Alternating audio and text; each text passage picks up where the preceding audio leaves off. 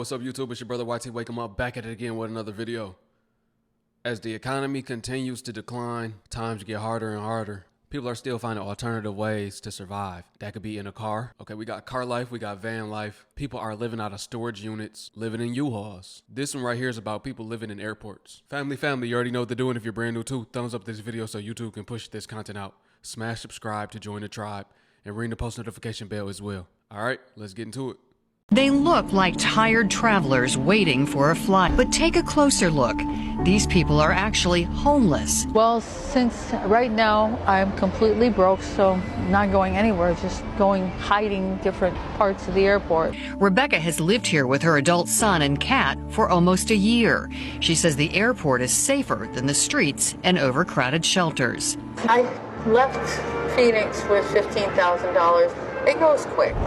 The job and apartment she had lined up both fell through. Then she lost $3,500 in a rental scam. Broke, she landed at the airport, homeless. She uses the Wi-Fi at the airport to apply for jobs. She did get a job, ironically, here at the airport, doing what she did in Phoenix, pushing passengers in wheelchairs, but was fired a week later. She believes the company found out she was homeless. Since January, she has been living at a long-term hotel where she can now cook, shower, and finally sleep in a bed.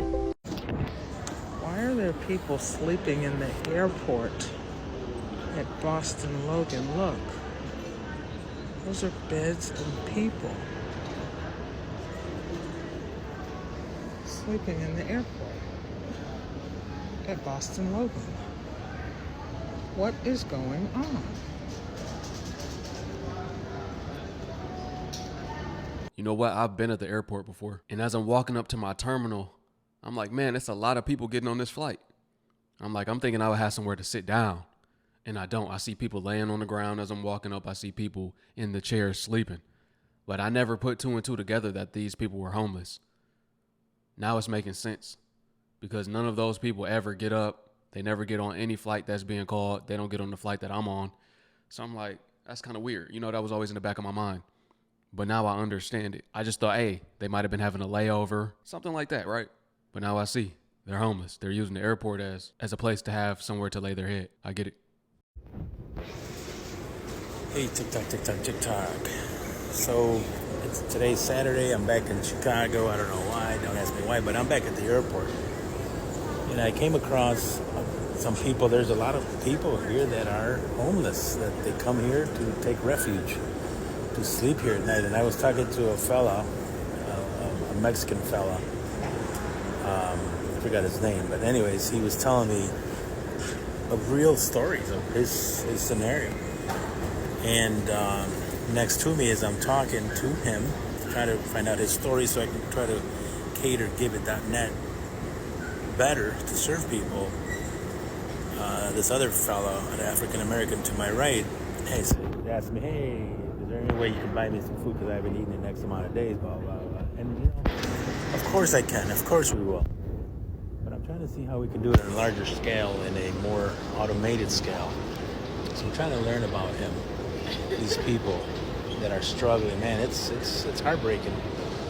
How is it that, you know, and we're nobody to judge, but I just want to do more. Obviously right now I'm buying them lunch from this overpriced little shop here they have here, but I'm considering trying to figure out how do I pay for their rent for a month for 90 days. I don't know. But this is real. This is real. You're blessed, man. You're blessed. And I don't want to get political with nothing. You're blessed with your mind being in the right place, your health and all that. That's a blessing. That's a blessing. Not everybody has that, including the mind being in the right place. So I wanted to share that with you because this is real life.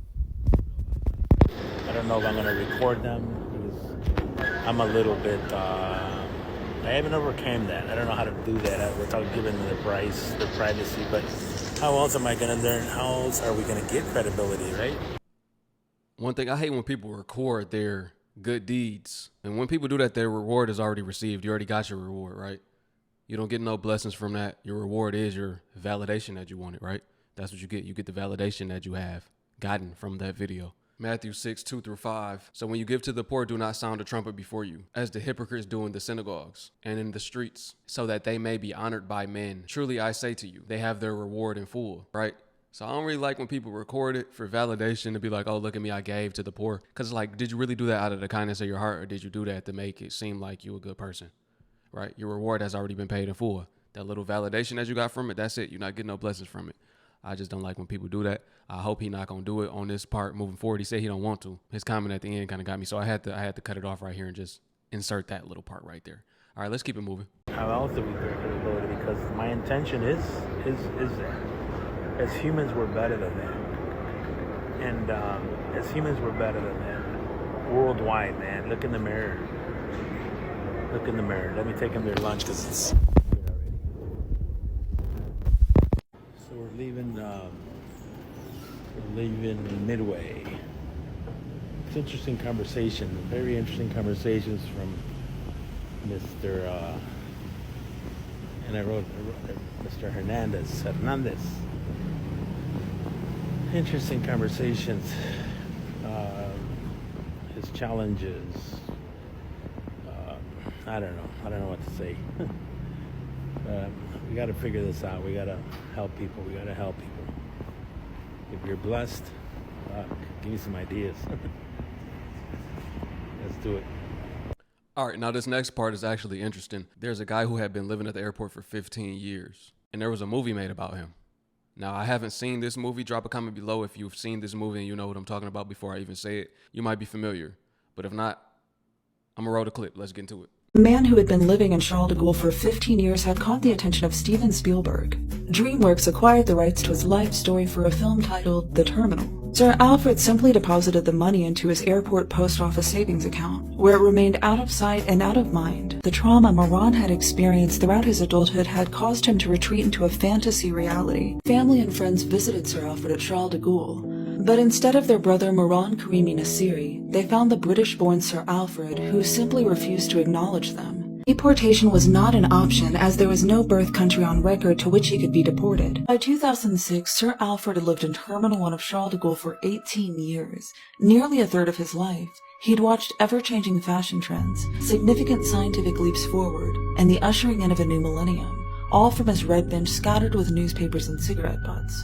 Many wondered, if Moran still fostered plans of one day leaving, would he be mentally equipped to re-enter a transformed society of which he had only vicarious exposure?